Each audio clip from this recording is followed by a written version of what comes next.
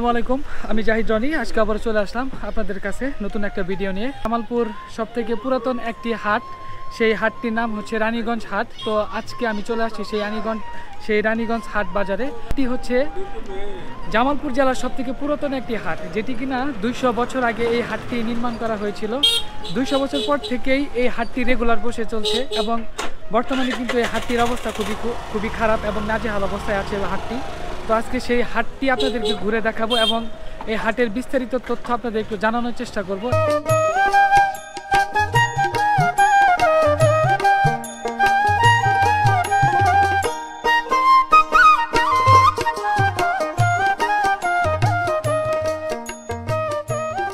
জনশ্রুতি অনুযায়ী এই বাজারটির নামকরণ নিয়ে দুইটি তথ্য প্রচলিত আছে। প্রথমটি হল 1913 সালে নাটোরের রানী দেবী চৌধুরানী প্রায় 10 একর জায়গার উপর এই হাটটি স্থাপন করেছিলেন এবং তার নাম অনুসারেই এর নাম হয় রানীগঞ্জ হাট।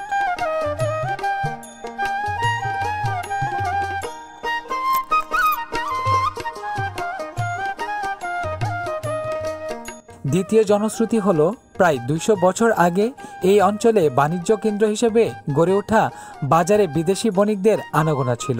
তাদের মনোরঞ্জনের জন্য বাজারের কাছে একটি যৌনপল্লী ও পানশালা স্থাপন করা হয়, যেখানে থাকা নারীদের বণিকরা রানী বলে সম্বোধন করত। সেখান থেকেই এটি রানীহাট বা কালক্রমে রানীগঞ্জ হাট নামে পরিচিতি লাভ করে।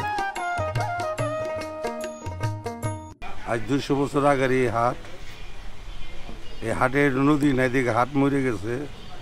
এখন জামালপুর জেলায় শহরের মধ্যে একটা বংশ ছিল, সে বংশের মধ্যে আর হাজার মনে নৌকা আসতো, প্রচুর সদাগরেরা দোকানদারি করতো, ব্যবসা বাণিজ্য করতো, তাদের আস্তানা ছিল, তারা এখন নাই। এখন যে আমরা দোকানদারি করতেছি খুব কষ্ট আছি। মনে করেন যে এটা বন্দর ছিল, জাহাজ আইতো, বাণিজ্য বৈদেশি লোকেরা এসে এনে বাণিজ্য করতো, মানে মালপত্র তুলতো, নামাইতো। এটাই জায়গাটা ছিল, এখানে তো নাই, বইরে গেছে, সব বইরে শহর হয়ে গেছে। 100 বছরের পুরনো হচ্ছে এই রানীগঞ্জ বাজার।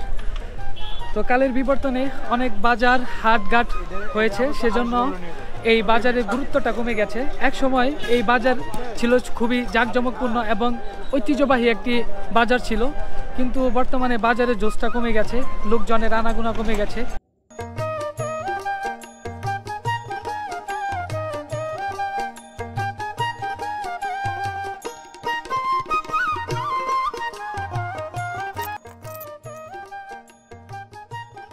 একসময় এই বাজারটি ব্রহ্মপুত্র নদ এবং এর শাখা বংশাই নদীর পাশেই অবস্থিত ছিল। নদী পথেই ছিল তখন পণ্য পরিবহন ও যাতায়াতের প্রধান মাধ্যম। ময়মনসিংহ, নরসিংদী, নারায়ণগঞ্জ, পাবনা, সিরাজগঞ্জ, বগুড়া এবং দিনাজপুরের মতো বিভিন্ন অঞ্চলে ব্যবসায়ী এখানে ভিড় জমাত। এখন যে জায়গাটিতে দাঁড়িয়ে আছি, এই যে আমার পেছনে যেই একটা খাল দেখতে পাচ্ছেন আপনারা পেছনে, একদম ময়লা স্তূপে ভরা, এটাই ছিল সেই বংশাল নদী। আর এখান দিয়েই বণিকরা জাহাজ নিয়ে তাদের জাহাজগুলো এখানে নোঙ্গর করত এবং এখানে তারা জাহাজগুলো নোঙ্গর করে ঠিক সামনের দিকে তাদের একটা বিশ্রামাগার ছিল, সেই বিশ্রামাগারে তারা বিশ্রাম গ্রহণ করতেন। এখান থেকেই তারা বণিকরা দেশের বিভিন্ন জায়গায় বাহী জাহাজ নিয়ে দেশের বিভিন্ন প্রান্তে তারা বাণিজ্য করত।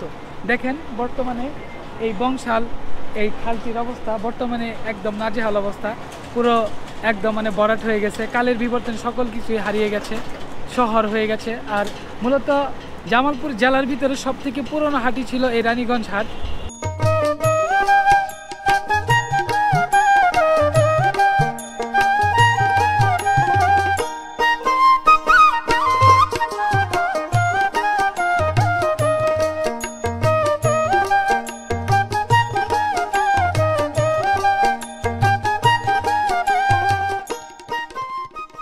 এখানে অনেক জাহাজের মাল টাল আসলো বন্দরে, চিটাগাং থেকে আসার পরে তারা এখানে অনেক পুরনো বাজার, এখানে অনেক মানুষ আগে যে পরিবেশে ছিল অনেক পুরানো 200 বছর আগের বাজারটা, এটার নাম দিয়েছিল রানীগঞ্জ বাজার। বাজারটি এখন জমে উঠছে আর এই বাজারটি হচ্ছে বসে দুপুর 2টার পর থেকে। তো দুপুর 2টার পর থেকে লোকজনের মোটামুটি আনাগোনা দেখা যাচ্ছে, লোকজন অনেকে আসতেছে এই বাজারে। যেহেতু একদম শহরের কাছে এই বাজারটি হওয়ায় লোকজন মোটামুটি যারা এখানে থাকে, শহরে যারা আছে তারাই কিন্তু শহরের লোকজনই এই বাজারে আসে। আর এই বাজারের সবথেকে গুরুত্বপূর্ণ যে বিষয়টা হচ্ছে সেটা হচ্ছে শুটকির যে হাটটা আছে, শুটকি যে দোকানগুলো আছে, এটি হচ্ছে বৃহত্তর ময়মনসিংহের সবথেকে বড় শুটকি এখান থেকে কিন্তু কেনাবেচা করা হয়। আর চট্টগ্রাম থেকে সকল ধরনের বড় বড় শুটকি কিন্তু এই জায়গাটিতে নিয়ে আসা হয়। আসলেও এই বাজারটির ইতিহাস যদি আমি ধরি, এই ইতিহাস যদি আপনাদের বলতে চাই, সেটি অনেক বড় একটি ইতিহাস। এই যে এখন যেই দোকানগুলো দেখতে পাচ্ছেন, এই সাইডে যে দোকানগুলো দেখতে পাচ্ছেন, এই দোকানগুলো এক সময় এই দোকানগুলোর এই জায়গাটি ছিল বংশাল হচ্ছে নদী, বংশা নদী ছিল এই জায়গাটা। তো এখন কালের স্রোতে দেখেন নদী ভরাট হয়ে গেছে এবং এখানে কিন্তু অনেক বড় বড় নির্মাণাধীন স্থাপনা হয়েছে এবং শুটকির হাট এবং শুটকির বড় বড় আড়ত কিন্তু এখানে আছে। তো যেই সময় এই বংশা নদীটা ছিল তখন অনেক বড় বড় বণিকরা আসতো জাহাজ নিয়ে, তাদের মাল বোঝাই করে এই জায়গাটিতে তারা কি করত, এই জায়গাটিতে তাদের জাহাজগুলো নোঙ্গর করত এবং নোঙ্গর করার ফলে এখান থেকেই তারা বিশ্রাম গ্রহণ করত। আর যদি আমি পুরো ইতিহাসটা আপনাদের একটু বলি, তো রানীগঞ্জ বাজার মূলত নামকরণ করা হয়েছে এই রানীগঞ্জ বাজারের নাটোরের রানী দেবীর নাম অনুসারে কিন্তু এই রানীগঞ্জ বাজারের নামকরণ করা হয়েছে। কিন্তু এখন দেখেন এর ঐতিহ্যবাহী এই বাজারটি প্রায় আজ বিলুপ্তির পথে। অনেক হাট বাজার হয়েছে, যার ফলে হচ্ছে এই বাজারটির একদম নাজেহাল অবস্থা।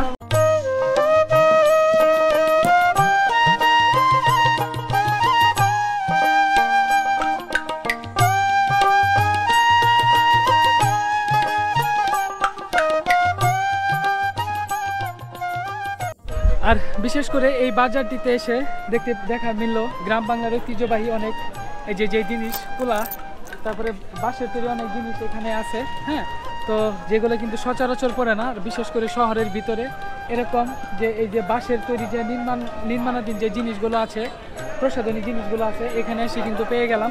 আর এই যে দেখতে পাচ্ছেন কুলা আছে এখানে, এই যে দেখতে পাচ্ছেন বিচুন, যেটা আমাদের জামালপুরের ভাষায় বিচুন বলা হয়, পাখা। তো এখানে পাখা পেয়ে গেলাম। দেখেন এখানে আরো কিন্তু বিভিন্ন ধরনের জিনিস এখানে তারা কলসা সাজিয়ে বসে আছে। আগে বেশি ছিল না, আগে বেশি আসছিলাম কম লোকজন, মানে এগুলো সবগুলোকে একটু বিক্রি হবে কম কম একবারে কম।